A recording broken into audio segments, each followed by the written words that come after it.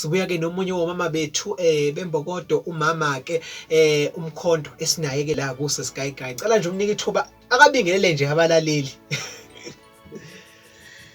Ngiyabingelela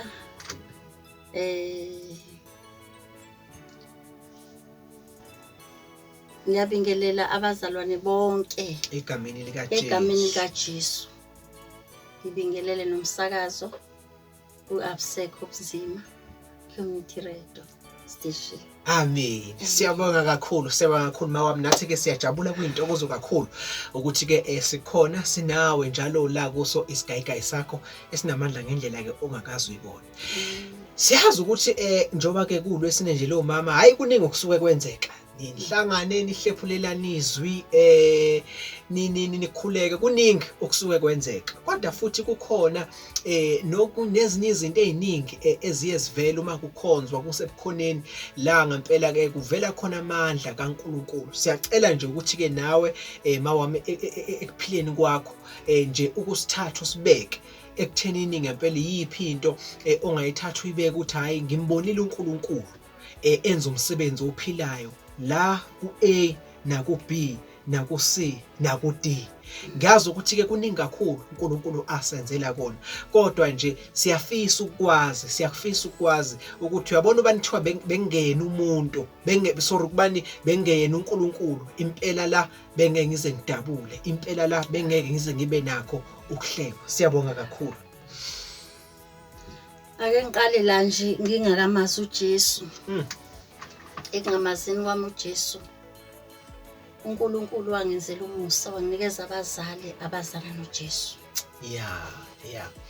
Impilo yami yakhula ivikelekile.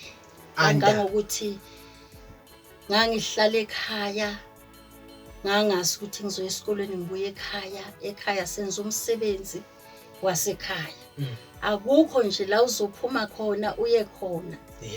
Kwakungaba inkinga ngempela utholakala usungaphandle. Kwakusesikhathini ke sokulalela futhi esikhathini futhi sokuhlupheka wazi ukuthi ngempela nawubuka abazali kunzima zonke izinto ziyakhuphukela ubiza ukuthi ngempela abazali balalele. Kwangisiza kakhulu ukuhlala kwami ekhaya. Kwayivikela impilo yami ezintweni eziningi noma uJesu ke wayengekho empilweni yami kodwa le protection izinto engangihalela ezenziwa ngabanye ngaphandle kodwa mina ngakwazi ukuzenza. Ngiyakholwa ukuthi kuleso sikhathi inhliziyo yami yayilangazelela kodwa ngibanjwe ngumthetho wasekhaya ukuthi angeke ukhone.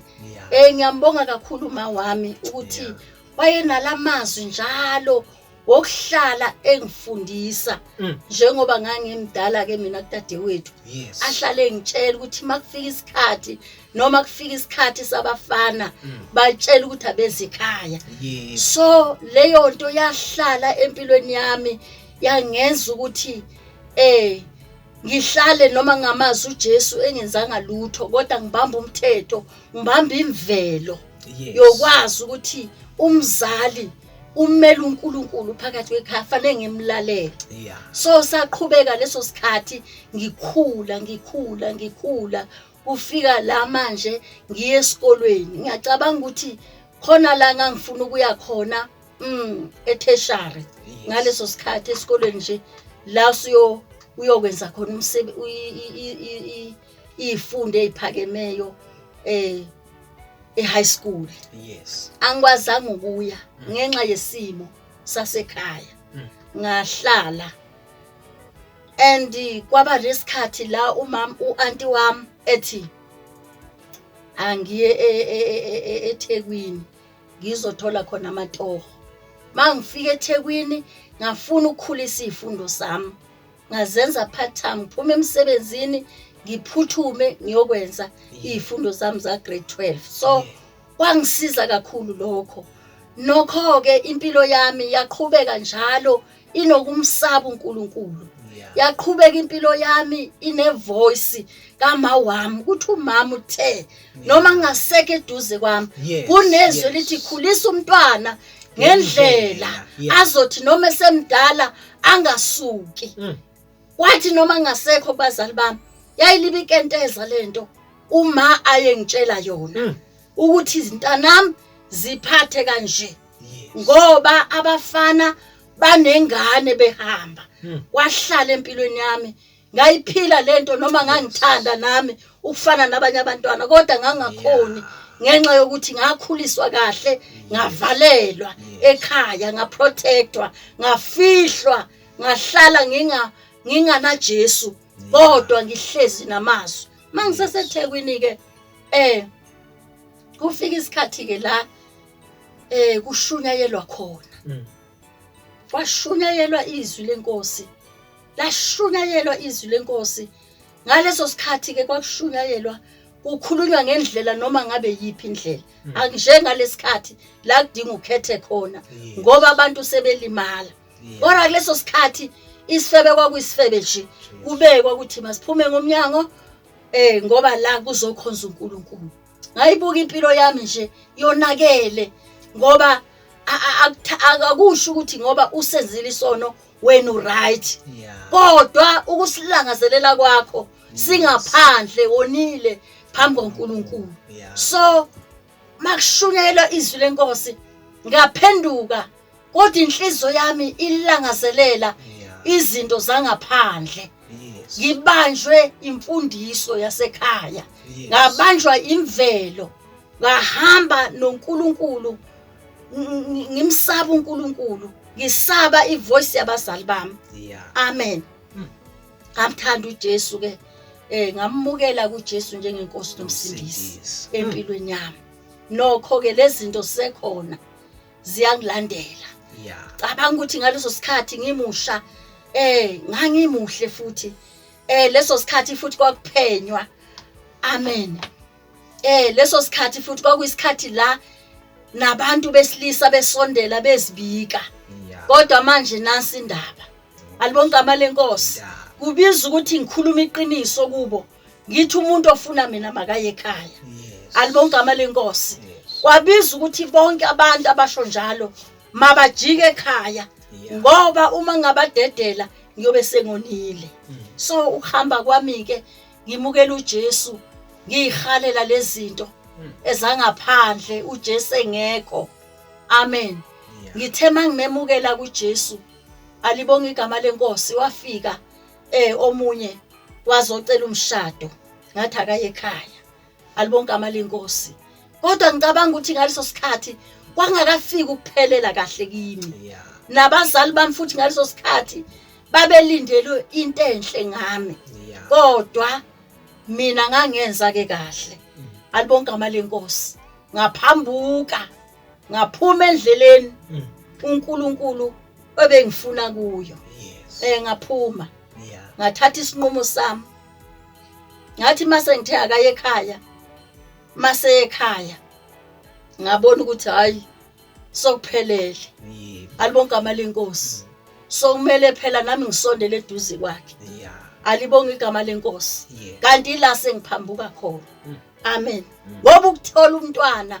ungashadile is not right phambi kaNkulunkulu kwenzeka ke kimi kodwa uNkulunkulu esefikile kimi wabakhuluma ngamazwi wangibonisa imibono wangibonisa ukona kwami kwabiza ukuthi ngiphenduke alibonke igama lenkosi ngiphenduke ngikuye uNkulunkulu ngona sengilazi iqiniso lento esayenzeka namanje abantu bayona sebemazi uNkulunkulu alibonke igama lenkosi biza ukuthi go back to phenduka phambi kaNkulunkulu ngoba usuke wonile kahle kahle akekho umuntu othi mayezalwa azalwe engcwele kodwa ubungcwele ubuthola ngoba eza kuJesu haleluya mangifika ke kuJesu ngayizwa lento uNkulunkulu ayibekile empilweni yami amen ngikhumbula ngelilanga ngokukhozwa ngakhala isililo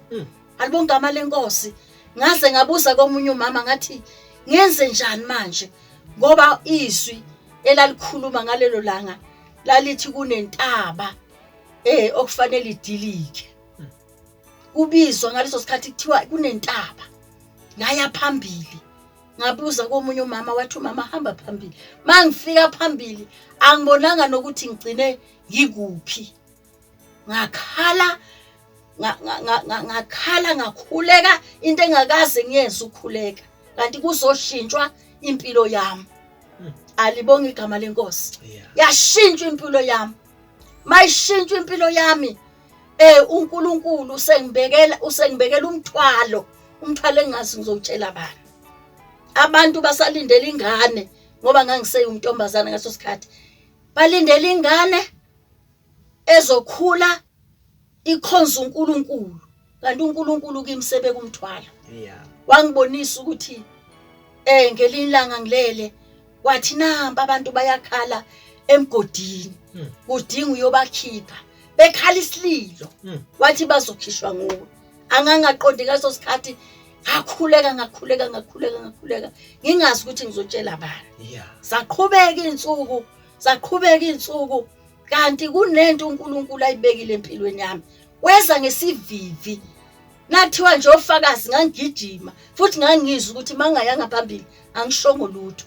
Ngifakaze ngokona ngimazi uNkulunkulu ngifakaze ngokwazi ukuthi mina ngisoni. Ngifakaze ngicabanga ukuthi ngaleso sikhathi abantu abasha babenyanya ngendlela engangifakaza ngayo. Babenyanya ngesinye isikhathi bese kimi. Bathi lalela bonke ababe njengawe bawa. Ngiyibuza ukuthi ngizowa kuphi ngoba ngangizwa lento engiliftayo ifula yamanzi. Amen. Ngelinye ilanga ngihlezi nomunye usisi wami, usisi nje ngimthole naye eswele indawo waseThekwini ngahlala naye. Hayi kune voice yakhuluma bazalwane. Yakhuluma ekseni. Yathi wena uzothwala namhlanje. Ngangathwali ngangiphema ke mina. Ngiyithanda futhi. Alibonke amalenkosi futhi mangifika esitimeleni ngoba ngagibela isitimela ngangifika esitimeleni ngiyohlalela lapha ku first class nalabo abafunda amaphepha. Ngibalekela lento ethi mangiye la kuthonzwa khona ngoba ngangizwa ukuthi ngiyalimala. Kwakunomhlabelelo wawuthi uthando luka baba lunjengolwandle lafinyelela kimi ngisezonweni. Isono sasingibhandile. Kodwa ngibanjwe ngumthetho ngingakhona ukuphelela kuso. Ayibonge inkosi. Ngawuzwa lo mhlabeleli usho ngakule. Ngababheka labantu ngakhala. Ngathi yabona amasimi isitimela ngehla ngongena lapha. Nempela mangena lapha. Wathi umfundisi wayeshumayela esitimeleni. We ntombazana othandizwe uxamalazile uNkulunkulu uyakufuna. Uthandiswe uxamalaze ngapha kanti uNkulunkulu ufuna ukusebenzisa ngapha. Ngaleso sikhathi ngaqala ngaqoqa inyawo zami. Ngama kahle noNkulunkulu. Ngahamba endleleni. uNkulunkulu wangisebenzisa ngohlobo olumangasayo. Ngangise efemini ke la okwakwenziwa khona impahla. Ngenza iswitchboard khona. Amen. Phinde ngibe usheka mangabe akugcwele kakhulu. Ngenza lo msebenzi. Ngesisikhathi kube khona indiya. Lathi indiya, hayi lo mama lo sisi lo utshontshile izolo. Hayi. Mina ngazi ke kuxoxwe ngame office kutshela umlungu athi hayibo. Ngoba ubongiwe ngiyamazi ukuthi khona into eyenzekala empilweni yakhe utshontshile. Ekseni mangena ukhulunywe leyo ndaba ukuthi hayibo. Utshontshe ini izolo. Ngaleso sikhathi bazalwane anginazo mina ilimi. Anginazo totally. Kodwa ngalezo sikhathi zehla. Ngakhuluma ngazo ngadry indawo yonke. Umlungu wangilalela akuzange kusetshenzwe ngalo la. From ngaleso sikhathi bazi bonke emsebenzini ukuthi ngubani. Angizange isholo ukuthi ngubani. Ngoba impilo yami yasilungiswa uNkulunkulu. Engilungisa abantu bengazi ngithanda izinto kodwa ngingakhona ukuzenza ngizenza ngenhliziyo. Ngoba izinto ezinye zeziwa ngenhliziyo. Uthi umuntu ukhona kanti umuntu akekho ngaphandle. Kanti uhlezi phakathi kanti akekho. ukhona ngomzimba wakhe. uNkulunkulu wangifundisa lokho, wangibiza ukuthi ngiphelele kuNkulunkulu ngihambe naye. Yeah. Ngiyakhumbula nje uNkulunkulu engibonisa uthando lakhe olumangalisayo. Sengimazi uJesu, sengimukelile njengenkosi nomsindisi, sengidlulile kulezi zinto zokuthanda izinto zangaphandle. Kuyafana bazalwane, noma ungayenzanga into, mawuyicabanga enhlizweni yakho lithi izwi lenkosi usuyenzile. So uyisifebe esonakele kakhulu kabi, ngoba uyisonakele uyisifebe nje esithule kodwa esifuna izinto zangaphandle. So ngangilolo hlobo, kodwa uNkulunkulu wayidonsa impilo yami, uNkulunkulu wayilanda impilo yami. Alibonge igama lenkosi. Ngahamba ngumuntu omusha ngishumayela ivangeli, and angizange ke ngishumayela ivangeli sekuthiwe phuma uyoshumayela ivangeli, kodwa kwakuyiloko ukuthi Nkosi yami angidlulise nje umlayezo kubantu ukuthi uJesu uyasindisa, uJesu uyasindisa, uJesu uyamthethelela umuntu izono zakhe. Ngahamba ke endleleni, ngiyakhumbula ngelilanga ngangihamba nje ngiyovakashela usisi wami, lo sisi engihlala naye eMandawe, endaweni yaseThekwini. Mangifika khona bazalwane, ngicelwe abanye abazalwane bathi bayangicela ngizobasiza ebandleni. Ayi, ngingakunaki lokho, kanti bayalimala. Ngambuka nje uNkulunkulu engithanda kangaka. Labazalwane angazi noma ngangabazalwane noma ngangubani, kodwa babe senkonzweni, ngoba siba nohlobo lonke phakathi uphi enkonzweni. Lukhona lolu hlobo esingeke saliqonda. Ungaliqondi. So nabe ngicela anganganaki ukuthi ngisho kusisi wami ukuthi ngicelwe lapha. Ngaya as usual nje labe ngikhonza nabo. Bangithengela abantu ke bazalwane, ngiyacabanga ngangicela ukuthi ngishumayele ngalelo langa. Mangishumayela kwasindiswa amantombazana lamancane. Khona lezi ingane ezincane ezondla amakhaya ngamadoda abantu. Kusutshela. Kwasindiswa labo bantwana. Basindiswa baba baningi, bakhetha uJesu and bahamba endleleni, ngoba ngangiza ngamandla ngithi uJesu uyasindisa. Noma ungasenzanga isono, kodwa usithanda silapha ya uyisoni. Dinga umemukela uJesu njengenkosi nomsindisi. Right? Ngathi ngakayiqedi ilokhuzana kwakunemvuselelo ngiceliwe ngishumayela. Ngambona omunye umama engena, ngiphakamisa amandla kaNkulunkulu. Engithi nangicabanga namhlanje ngithi uJesu kufanele umkhonze, uthembeke kuye. Hallelujah. Yenzeka sithembeke kubantu, sithembeke kubafundisi bethu, kodwa ngifuna ukusho ukuthi lalela, thembeka kuNkulunkulu. Yes. Ngathembeka kuNkulunkulu, ngihamba ngalendlela yokusaba elithi izwi lenkosi, babusisiwe basaba njalo.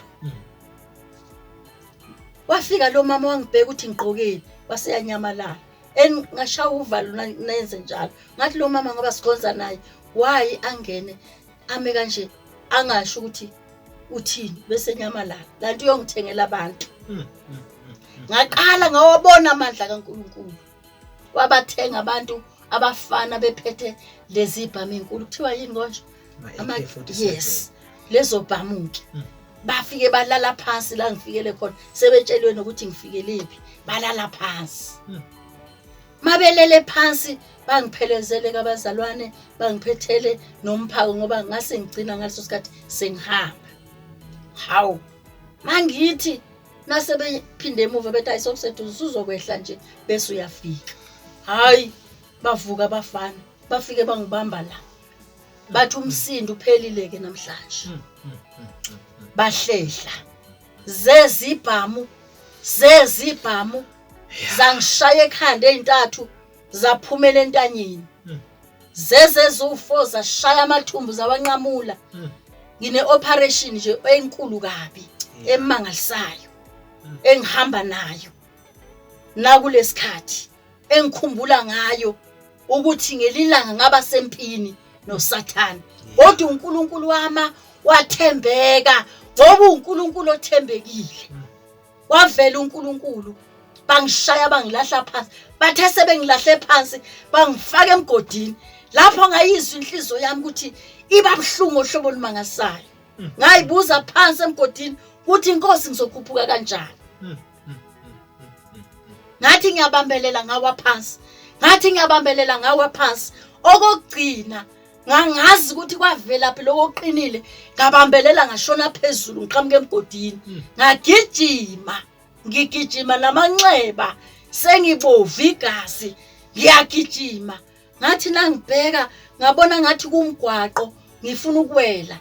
Kanti umgwaqo kodwa waphenduka waba ngamanzi. Ngangivinjwa ukuthi sengiyaduka. Ngaphinde emuva ngayibona indlela. Ngafe ngabamba umnyanga amandla phela nya. Wathi nabe ngibona bangithatha bangigoqa ngengubo. Kwabizwa imoto yangithatha ngisesibhedlela. Isibhedlela sathi lo uyahamba manje akasoze enziwa lutho. Ngagoqwa ngayofaka estretchini ngabekwe ephasijini. Mangifika ephasijini ngabuzwa bonke ubuhlungu. Ngangathi ngisefrijini kuyabanda ngizwa ubuhlungu. Inhliziyo yami yakhala ngisakwazi ukukhuluma sekubambeka amazinyo. Hallelujah.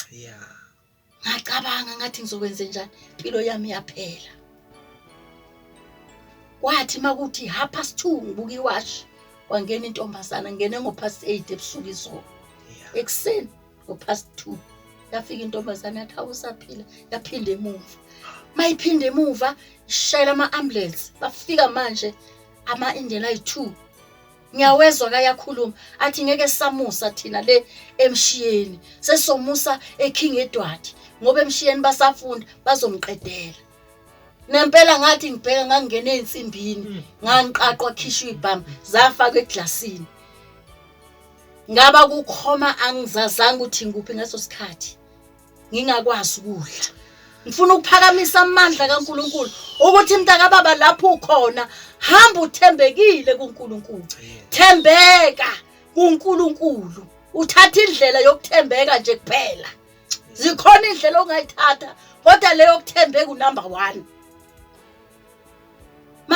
Bese bengiqaqile bayafika ekseni abazalwane bahlabela lo mhlabelelo uthi yiba nami ngibe nawe ngiyazigabisa ngawo. Lode nguhlabelela izolo. Bawuhlabelele bayakhala ngiyabezwa angikhoni ukuba ukukhuluma angikhoni ukusho lutho. Ngifakwe amalokhuzana amapipe yonke indawo. Alibonke amalenkosi. Hayi ke kufika isikhathi la ngicelwa khona umama ongumzalwane athi uyangicela afike ke azongithatha ngidishajwe ngiyogulela khona. Ngigule ioperation ingathembisi ukuthi izophola. Kuthe ebusuku yizwi light ingene emehlweni nami ilight. Wangena ilight ngingalele kwangena ilight ngabathe ngivula amehla avaleka nci. Hayibo ngicine kumnyama. Manje kodwa ngabheka amehlami azokuthola ukukhanya okumangalisayo. Hayi angavuleka amehlo. Bese ngizwa ama full step ngathi khona umuntu ongenayo. Ahambe kancane. Angikwazi ngisho ukumuva ngizobaleka ngishonephi ngoba ngikwazi ngisho ukwenzana. Afike abambe la le operation engaphuli. Asho ngamazwi amancane. Oh Jesus. Athi bengikhona. Hallelujah. Uzosinda. Akuthathe bonke ubuhlungu. Wasukela lapho ngakhona ngavuka ekseni ngizizwa ukuthi ngingcono kunaqala. Ngawabona amandla kaNkulunkulu. Ngifuna ukusho ukuthi ukuhamba ngokuthembeka nokulalela special abazali bakho nokuhamba usaba uNkulunkulu kuyakusiza endleleni. Hallelujah. uNkulunkulu wayihlonipha impilo yami. Ngelinye ilanga ngathi sengizwa kwathiwa bahambile abantu bayala ngalimala khona bafike bakhetha uJesu. Hallelujah. Bebuka igazi la belichitheka khona. Babuka igazi bakhetha uJesu kunebandla eliseThekwini elingazi kahle ngilimala elakhetha uJesu lithi lo bekhuluma izwi kaNkuluNkulu siyaphenduka siyamukela uJesu njengenkosi nomsindisi. Bakhona eThekwini. NgoDisemba ngeke ngihambe ngeThekwini ngeke ngiyohlala nabo. Haleluya. Ngawabona amandla kaNkuluNkulu. Usathane sethi uqedile ngempilo yami. Usathane sethi akusekho engaphinde ngikusho. Kodwa uNkulunkulu wavela eUnkulunkulu esikhathini esinzima engibhekana naso. Wavela uThixo. Ngelilanga ngisho ekhaya ngoba kwangamukelekile sengisindisiwe. Mangifika ekhaya ngifika ngijabule mina ukuthi uNkulunkulu ufikile empilweni yami. Uma wami uyangisupporta nobaba wami. Ubhuti wami uyalwa. Ulwa nalento efike kimi. Mayelwa ngathi ngihambile wafaka isangoma. Mayefaka isangoma mina ngafakazelwa isangoma ngangazi ukuthi noma ngikhola ukuthini. Ngangazi ukuthi ngifana nabantu bonke abenza konke. Kodwa isangoma masifike ebusuku abantu bamangala bathi yibo ngoba kulela khaya basindisiwe why kuyongena isangoma. Kanti ubhuti wami uzama ukuzoshintsha abazali bami ukuthi hey lento engenela yikho nansi into ekufanele siyenze asiqinise ikhaya. Awu isangoma safike sathi hayi kunabantu abathathu la ekhaya. Sengizwa ngoma wami engihlebela mangifika athi ubhuti wakho bese kunyonyobela ezofaka isangoma. Safike sathi isangoma kunabantu abathathu. Kanjani na? Wathi khona ungathi akayele ayele abangasazi nje indaba zabo ukuthi zikuphi. Makuthiwa shona le abazi lutho nje. Laba abanye noma ungathi akhanjwe kiwe enyangeni noma ngathiwa kiwe umthandazi bavuma konke. Number 3 wathi khona ungadlali. Wathi ngicela nilandele yena. Wathi akadlali ukhonza uNkulunkulu ophilayo. Ukhonza uNkulunkulu yena yedwa. Nina mangenza something la ekhaya nizothi mina ngenza ngalutho ngoba mayefika uzokubolisa udinga nilandele yena. Sengitshela umama wathi ingane yami into ibambile inamandla. Into ibambile iyaphila. Ngelilanga futhi ngafika kubizwa isayoni. Sizolungisa ekhaya. Angasi sisokwenza usophehla ini. Ngayidlulela nje. Sabuza sathi umntana wakho lo baba. Wathi yebo umntana wami ayikho into engizoyenza. Ngiyahamba. Sahamba. Hawu ubaba waqala wabheka kanti wathi yini kanti engenini. Siyakwazi thina ukukholwa kodwa manje lokho kwakho akusahlanganisi nalutho. Kwehlukile manje. Ngasho ngathi ufikile uNkulunkulu empilweni yami. Angisho lutho ngiyabathanda abazali bami ngenza konke. Special umama ke nje wasindiswa nje la 16 washada emncane wakhula nalento wayithela nakimi yaphila.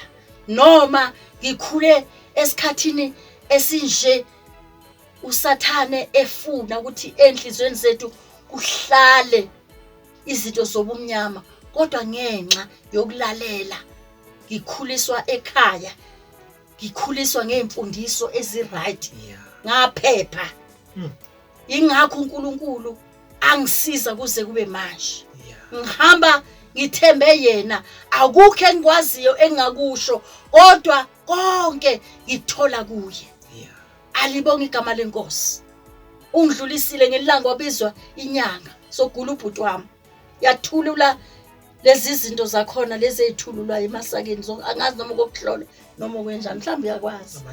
Amathambo achithwa esathu ngadlula nje ngathi evrandini ngaya kwelinye ikamela elingasemuva ngafike ngathandaza ngakhala uNkulunkulu ngathandaza. Hawu ngathi ngiphuma ngithi ngiyadlulela nje sengiyaphumela sengithandazile. Inyanga yasiphale seyiqoqe konke iyabaleka. Uthi baba hayibo uyagula phela la ekhaya wozosiza. Wathi hayi khuluma naleyo ngane. Yayihamba inyanga. Hayi kwabonakala ukuthi cha ziyashayisa. Angisondele manje ebhuti wami. Ngakhuluma naye ngezwi kaNkulunkulu. Ngakhuluma naye waphenduka kimi wamukela uJesu. Wayehlabela lo mhlabelelo othi ngisondela kuwe Nkosi yami, ngisondela kuwe ewuhlabelela wamukela uJesu. Bathi noma kufika isikhathi la ihambayo wahamba kahle. Uyena owoqala wahamba, walandela umama wahamba. Umama naye wahamba ekholwa ngoba uye wafika nensindiso ekhaya. Kwaba udade wethu naye wasindiswa ngenxa yokuthi izwi ngaliphila phambi kwakhe. Ngaliphila, ngahamba ngaliphila, engibuza imibuzo eminingi imphendule. Wabiza ukuthi naye amukela uJesu, wahamba naye. Egcineni kuhamba ubaba, naye wahamba kahle, ethi ingane yami ngiyabonga ukuthi siphumule ekhaya ngenxa yakho.